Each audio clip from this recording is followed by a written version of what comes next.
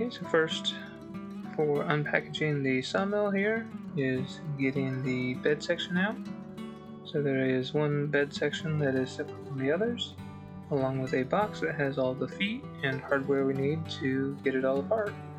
Here you put a strap across the top of the carriage unit to lift it up off of the 4x4s it has that are with the bed sections.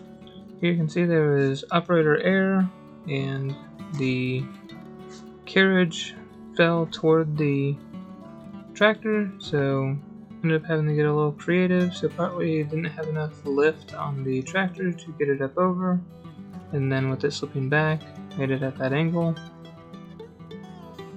So we're able to get the bed units unbolted from the pallet to then scooch everything closer so it didn't have that angle, so we could get it kind of unstuck from where it was.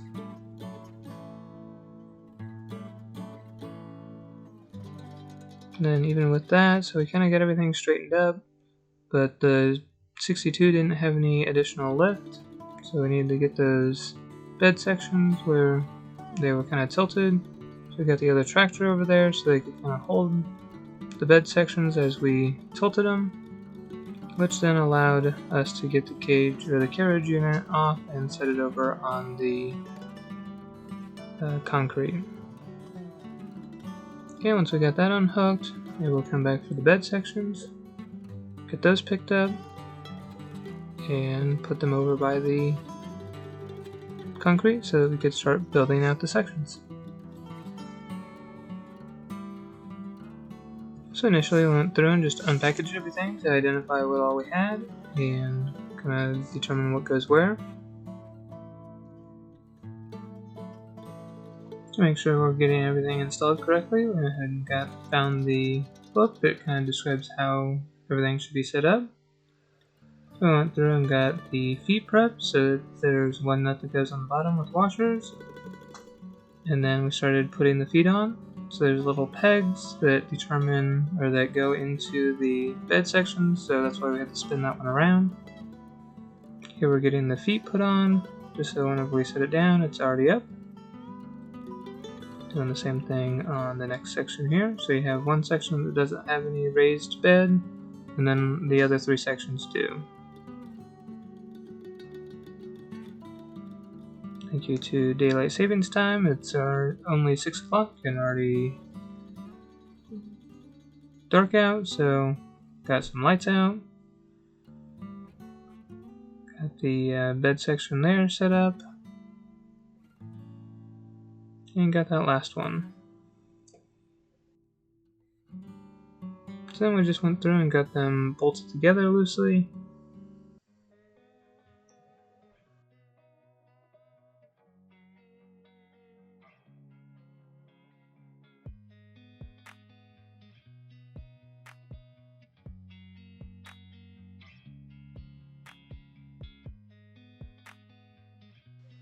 And moved to the next bed section and did the same process there.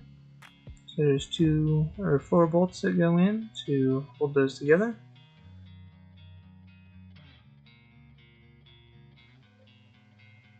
And then we were able to get the last bed section put on and bolted together.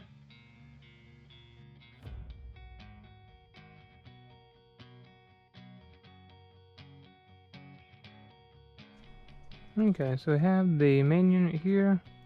We have the 4 bed sections plus the starter piece here. So one thing we didn't really think about is this will cut 18 feet 6 inches, which means that the thing's actually like 21 feet long. So we have this bed rail is right here at the end of the pad.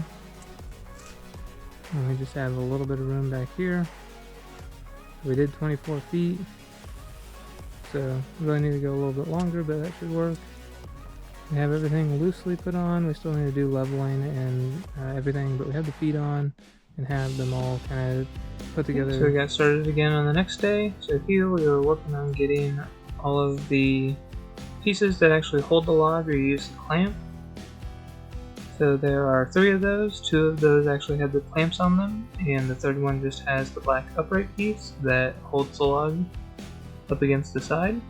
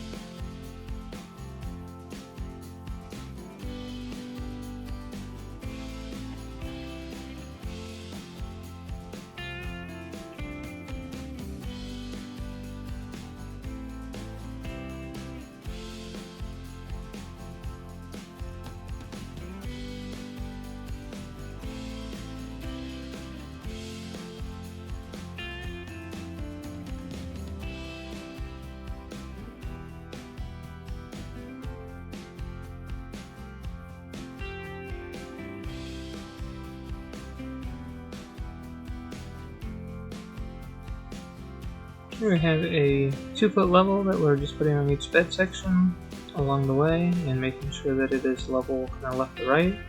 This is a handy one that has a light up piece in the middle, which came in handy when we were working here in the dark. We got all of those confirmed so that we had a good starting point on those. And here you can see we have a laser level that basically just projects horizontal and vertical lines. And it came with this neat tool where we're able to line up each bed section. We only had one that was off, and I go into that more later in the video.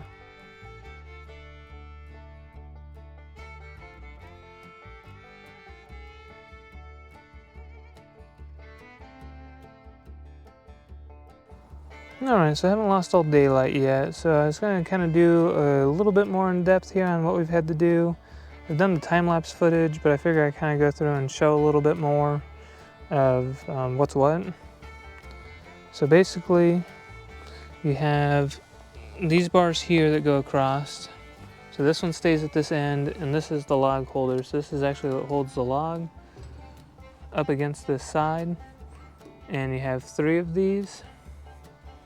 And then you have a nut here that just helps tension that so that you can kind of put it at different angles so that you don't hit it with the blade as you come across. And on these, there's just these 2 bolts that hold them on each side. And then you slide these on. And then there's nuts on the end of this that thread into this rod to hold it all together. While I'm down here at this end, I'll show you have the stop bumpers here. So it's just a piece of metal and then a piece of rubber. And these just get put in with a cotter pin back here to this piece of metal. And then that bolts onto the end here. So you have one for each side. The piece with the angle sticking out here goes on the left side of the mill because this is actually what the string ties to, which is part of the drive.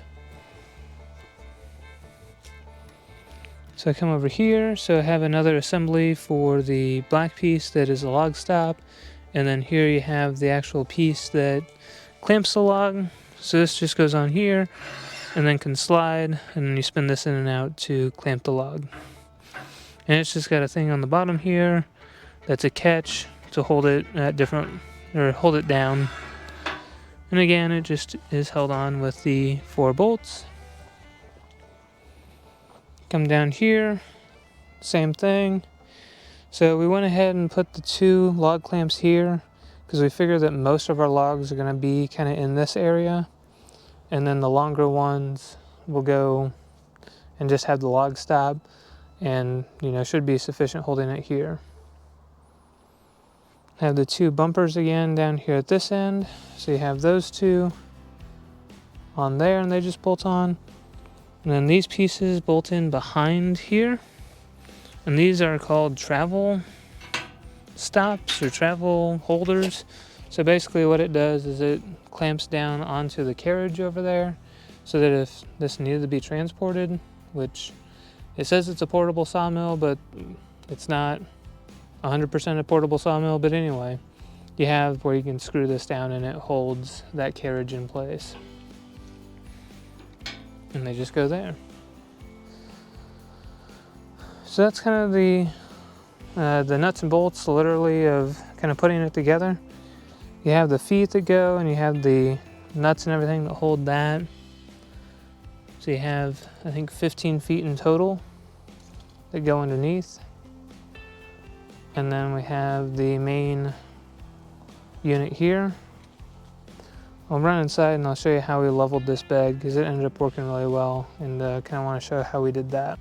Okay, so I'm not going to set it all up again, but I'll kind of walk through how we leveled this. So what we did initially is we went through every bed section and put a normal 2-foot level on it and just got the left and right angle correct. So we did that across the entire bed. And then we went back through, and to level the bed across, we used a Bosch laser level. So instead of one that like spins, this one just projects horizontal and vertical lines. So what we did was we set it up here. So basically you're looking down where the laser would be going. And then the laser came with this piece here, and basically you have marks on it over here for the different heights. So we got it set up so it was at a specific height. And then we just went to each of the bed frames and put this on and confirmed the height and made sure that they were all the same. So in doing that, the only one that was off was this one here. So it actually needed to go down a little bit. So what we had to do to go down, because the feet were touching already, so that wouldn't just drop down. We ended up having to loosen up the bolts that are back here. So we loosened that up, which brings these rails together. And as soon as you loosened it, you could watch the rail go down and kind of fall into place. Well, there must be just a slight dip here in this concrete that is causing that.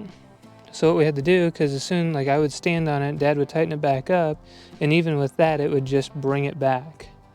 So it would bring it back up to out of level.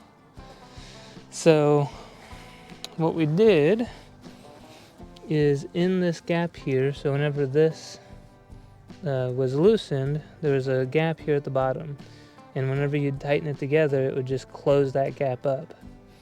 Well, we took a really small washer and just put a washer in there, and then tightened the nut up that was back here and bolt. And whenever it pulled that together, it left this nice space here, but yet left the pieces here that it actually travels on together. So this is all together where it should be, and leaves this little bit of gap, but that gap is allowing this to be at the correct height, and it is allowed us to then move this foot here down so that it's down against the ground, and we'll be holding most of the weight. We just need to do that to, kind of get everything together. So that's how we ended up doing the leveling across. It seemed to work fairly well. It's pretty quick, definitely, since we just had the one to mess with and not every single one of them. But we're able to just go down the line with that laser projected on here and just look and see, okay, it's right here. Go to the next one, see where it's at. And if we're off more than, I'd be surprised if we're off more than 1/8 of an inch or so, which, you want to be as close as possible, but for woodworking, there's only so much precision that machine has.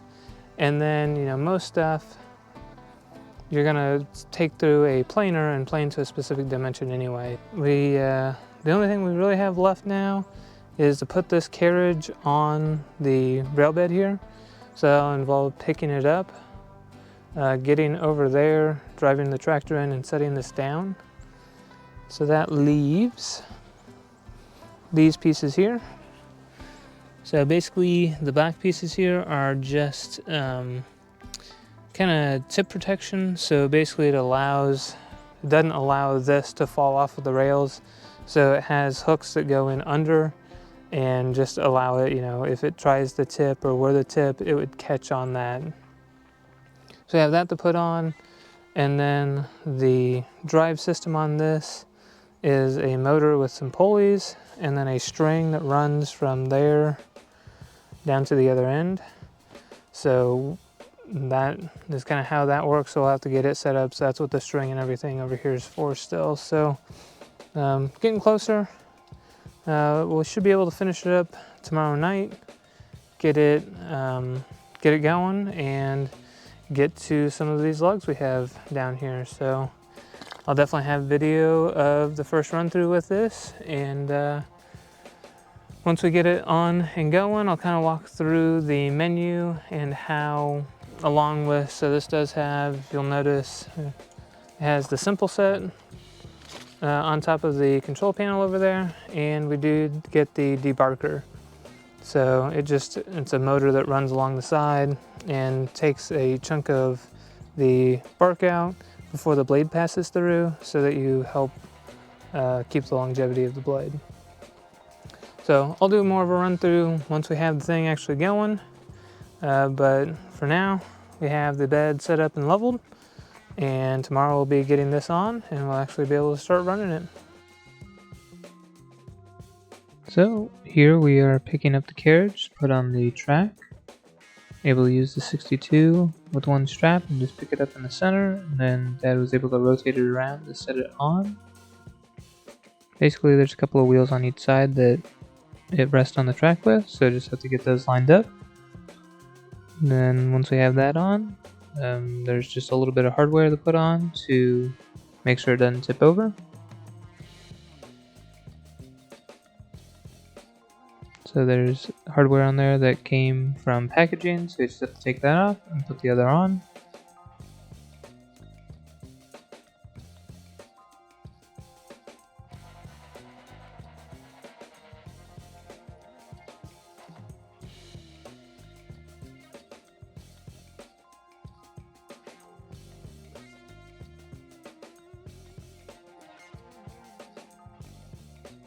The last thing to do is to get the rope put through the pulley system that is the drive motors.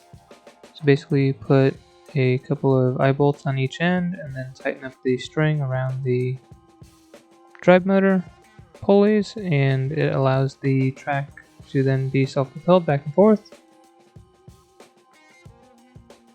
So you just go down to the other end, and then there's a piece of metal that kind of cinches up the cable, or the rope, so that it will be taut against the track.